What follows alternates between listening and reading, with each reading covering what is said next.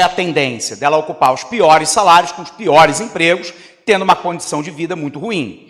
No entanto, esse êxodo rural marcou um longo período de tempo de migração interregional. Migração interregional é aquele que acontece entre regiões. Quais regiões, professor? Aquelas definidas pelo IBGE. Norte, Nordeste, Centro-Oeste, Sudeste e Sul. Então, muito nordestino migrou para onde? Para o Sudeste, de maneira muito especial aonde? São Paulo e Rio de Janeiro. Muito nordestino migrou para a Amazônia. Muito nordestino migrou para o Centro-Oeste. Tanto que em Brasília, uma área administrativa que nós chamamos, de cidade satélite, se chama Candangolândia, que era dos candangos, sobretudo mão de obra nordestina, que migrou para a construção da capital da República durante o governo JK, 56-61. Perfeito? Então, essa migração interregional, ela é mais antiga. Tudo bem? No momento atual, a gente vive mais a migração intra-regional, que é aquela que é dentro da mesma macro-região. Então, imagina, você passou para a PRF e o cara te deslocou para o Espírito Santo. Rio de Janeiro, Espírito Santo, é migração intra-regional, porque os dois estados estão dentro da região sudeste. Perfeito? Bacana?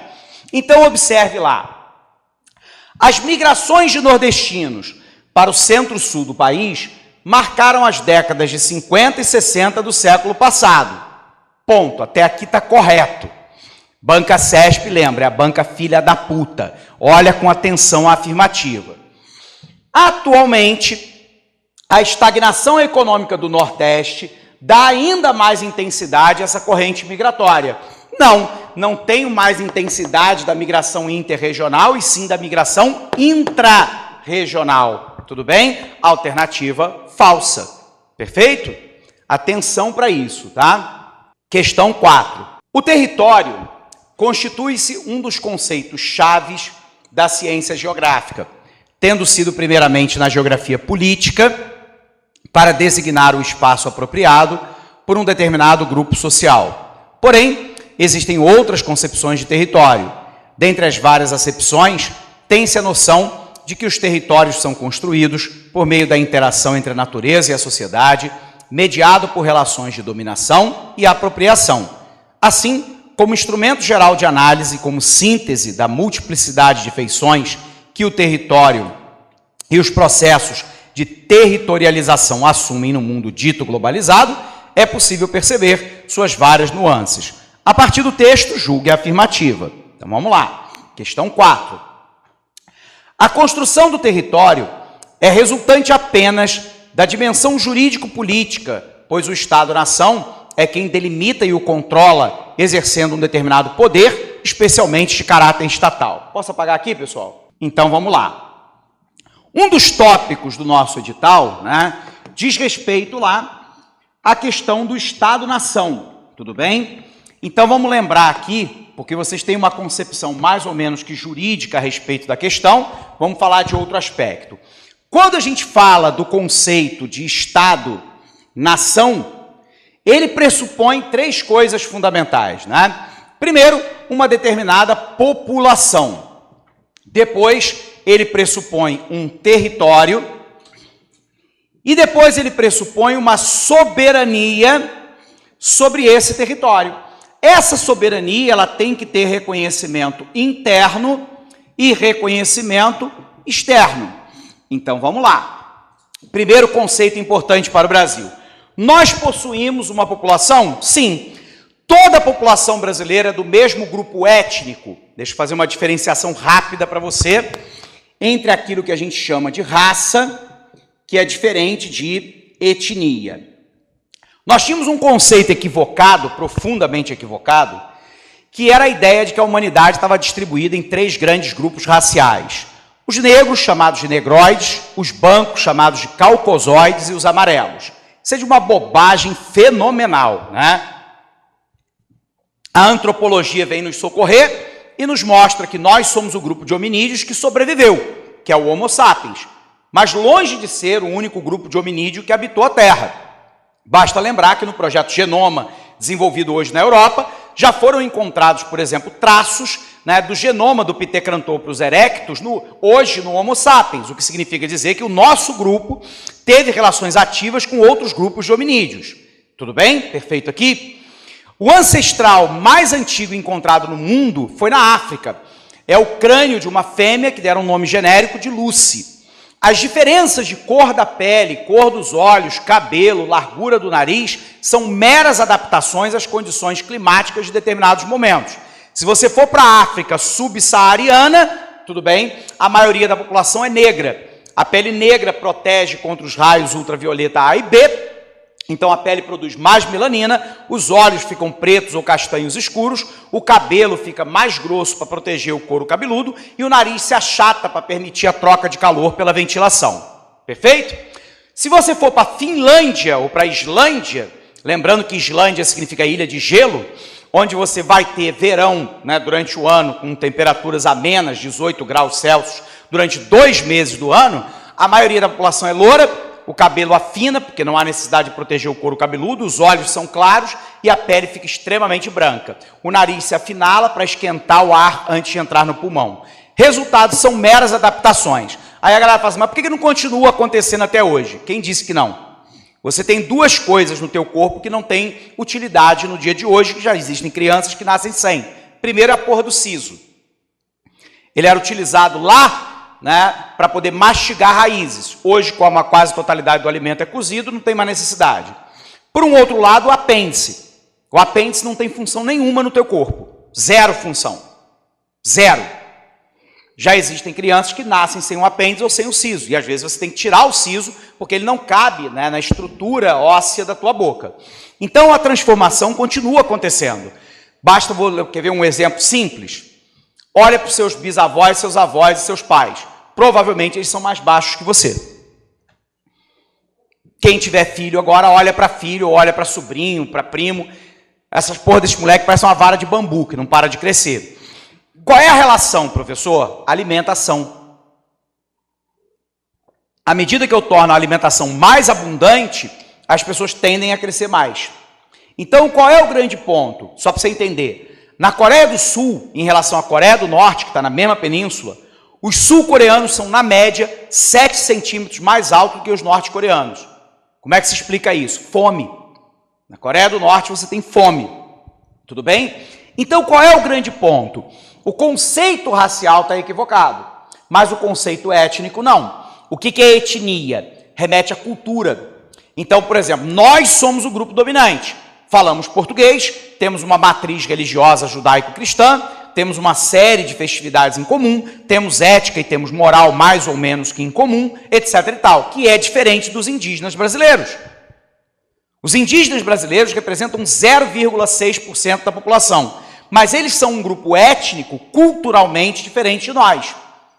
Tudo bem? A ideia de ética, moral, religião, visão do passado, visão do futuro, o que é certo, o que é errado, hábitos alimentares, modo de se vestir, é diferente de nós. Então, o Brasil não é um país que tem uma única etnia. Pelo contrário, nós somos um país pluriétnico ou multiétnico. Só que o nosso grupo é o dominante, 99,4% da população. Então, eu tenho que ter população, eu tenho que ter território. Existem povos que não têm território? Claro, povo palestino, por exemplo, né?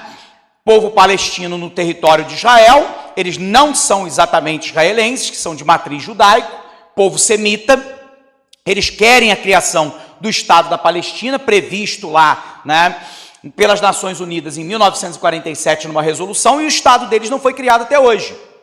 Ou ainda os curdos, né?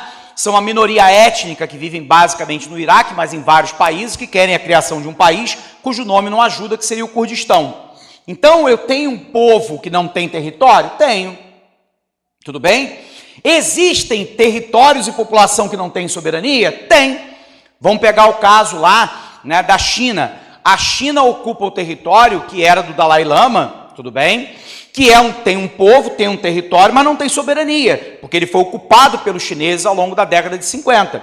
Então, a tríade é, né, população, território e soberania. Essa soberania tem que ser reconhecida internamente, portanto, pela própria população, e tem que ser reconhecida externamente. Então, voltando para cá. A questão é, a construção do território é resultante apenas da dimensão jurídico-política? Porra nenhuma, né? Depende da economia, depende da política, depende do reconhecimento da soberania internacional, depende da posse do território, né? E por aí vai. Portanto, não é somente da dimensão jurídico-política, e sim da dimensão étnica, né? Da dimensão cultural, da dimensão política, econômica e por aí vai. Perfeito? Posso pular? Quinta questão? Vamos lá. Quinta questão. A quinta questão diz assim: por sua grande extensão territorial, especialmente na porção setentrional, o país não consegue criar uma legislação ambiental severa, a qual gera sérias punições para aqueles que cometem crimes ambientais. Posso apagar aqui, pessoal? Claro. Eu vou dar uma palhinha bem rápida de Rosa dos Ventos para a gente não se perder na prova, tá? Porque eu caí uma questão essa semana num simulado de um curso, né? E a galera se matou para responder, né? A pergunta era: em quantos hemisférios o Brasil se encontra? Tudo bem? Quantas? Alguém chuta? 1, 2, 3 ou 4? Vamos lá, vamos matar essa porra aqui. A galera acha, né, porque aprendeu lá no ensino fundamental e médio, que o norte é para cima, é porra nenhuma, tudo bem? Na hora da tua prova, se cair mapa, o cara tem que orientar. Então, do lado direito vai ter uma setinha indicando o norte, tudo bem? Se ele indicou o norte, beleza, aqui é o norte, aqui é o oeste, também sinalizado por W de west em inglês. Aqui é o sul, aqui é o leste, lembrando que ele também pode se chamar este, perfeito? Esses são chamados pontos cardeais. Aí vem o ponto colateral, que a galera normalmente começa a se enrolar. Em aula passada aqui, para quem assistiu, eu tinha dado um bisuzinho, essa porra não existe no mundo real, mas é bizu de prova, ninguém quer se formar em geografia, que é você pensar o seguinte: entre dois pontos cardeais existe um ponto colateral. O que a gente vai fazer? A gente vai seguir o sentido horário do relógio, e eu vou considerar, repito, essa porra não existe no mundo real, tá? Eu vou considerar que o eixo norte-sul é o mais importante, beleza? E aí vem lá, entre o norte e o leste, quem é mais importante? O norte, pego a primeira letra, e pego a primeira do subsequente, NE, nordeste.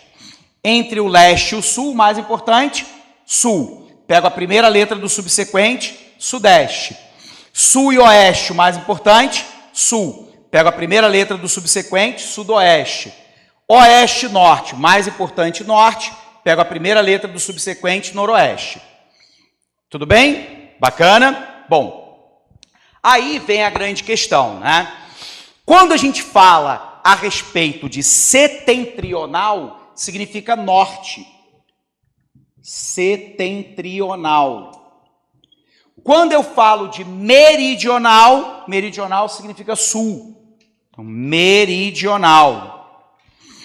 Quando eu falo de oriental, significa leste. Lembra, a Amazônia oriental não é o leste da Amazônia? E quando eu falo, né, de ocidental, eu estou falando do oeste. Em quantos hemisférios o Brasil se encontra? Em 3. O Brasil tem a maior parte do seu território, né, na porção meridional do planeta. Se eu cortar o planeta pelo meio, a maior parte do território está no hemisfério meridional, sul. Mas uma pequena porção do Brasil é cortado pela linha do Equador. E existe uma parte que está na porção setentrional. Sob o ponto de vista leste-oeste, a totalidade do território brasileiro está no hemisfério ocidental. Tudo bem? Então, repito, a maior parte do território meridional, uma pequena parte no hemisfério setentrional, norte, acima da linha do Equador, e a totalidade do território na porção ocidental. Beleza? Quando a gente pensa em oriental, você pensa em japonês, porra nenhuma. Tá? Lembra lá, Oriente Médio, os israelenses são orientais. Os russos são orientais. Os ucranianos são orientais, tudo bem? É tudo que está na porção leste do planeta, perfeito? Então, olha para cá. A pergunta é, por sua grande extensão territorial, especialmente na porção setentrional, ou seja, norte, o cara está falando da Amazônia, tudo bem? O país não consegue criar uma legislação ambiental severa. Pelo contrário, o Brasil tem uma das legislações ambientais mais severas do mundo. O problema no Brasil não é legislação, é a aplicação da legislação. Vou te dar um número agora, vou esquecer que eu sou geógrafo, vou falar como economista. Sabe quantos % das multas são pagas no Brasil? Aplicadas por agências reguladoras, pelo Banco Central, pela CVM, né, e órgãos ambientais? Só 6%. O cara é multado, perde na esfera administrativa, ele recorre ao judiciário em primeira instância, perde na primeira, ele recorre à segunda, perde a segunda, ele vai para o Superior Tribunal de Justiça, perde no Superior Tribunal de Justiça, ele vai para o Supremo. Até ser julgado, foi caducada a ação. Simples assim. Quer ver um detalhe? A Oi tem hoje uma dívida de multa de 20 bilhões de reais. Não acredite no professor, dá um Google depois. Beleza?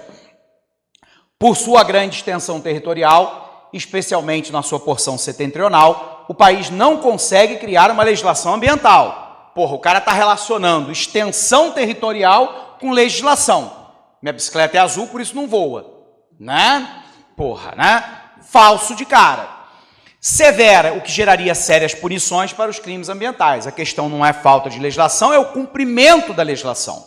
Portanto, alternativa incorreta. Perfeito? Vamos para a questão 6. Posso apagar o quadro?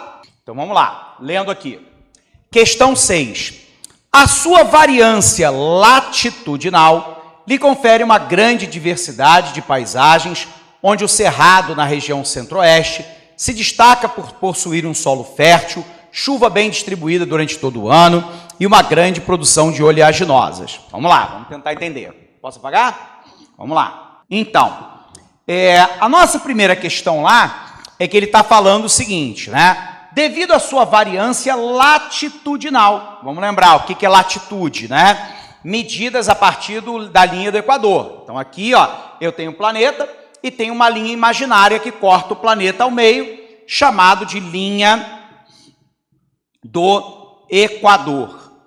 A linha do Equador é 0 grau, lembrando que 0 grau aqui não é temperatura, é distância, tudo bem? Então eu posso ter 90 graus norte ou 90 graus sul de latitude, tudo bem? O Brasil está aqui, ó. Lembra que a gente falou? Uma pequena parte no hemisfério setentrional, a maior parte no hemisfério meridional e a totalidade do território no hemisfério ocidental. Perfeito? Então o Brasil tem uma grande extensão latitudinal? Tem. Ele vai lá desde próximo ao 0 grau até a área subtropical. Então vamos lá. A sua variância latitudinal confere uma grande diversidade de paisagens vegetais. Perfeito. O cerrado, que está presente em toda a área central do Brasil, no centro-oeste, se destaca por possuir um solo fértil. Até aqui, ok. Embora o solo do centro-oeste seja ligeiramente ácido. E qual é o problema? É que na presença da chuva, que também é ácida, isso dissolve muito rapidamente os sais minerais presentes no solo, dificultando ou impedindo a plantação. Como é que eu corrijo essa porra? É uma técnica chamada de calagem. Você pega a rocha calcária, você conhece rocha calcária, aquele antigo giz de escola, tudo bem? Tritura e pulveriza sobre o solo. O calcário é uma base, ele neutraliza a acidez. Perfeito. Segunda técnica, tacar fogo. Porra, Alex, o que tem a ver o cu com as calças, né? É que quando a vegetação queima, ela deposita cinza sobre o solo. E a cinza é ligeiramente alcalina. Resultado, ela neutraliza a acidez. Nos primeiros anos, a produtividade cresce. Só que quando eu queimei o solo, eu queimei o humus. Camada fértil do solo, formada por material orgânico em decomposição. Resultado, o solo vai se tornando menos produtivo com o tempo, o cara abandona aquela área e vai desmatar uma outra. Então, o que eu tenho? Quando ele fala de solo fértil, ok, mas aí ele diz, chuva bem distribuída durante todo o ano. Na região do centro-oeste, eu tenho um clima chamado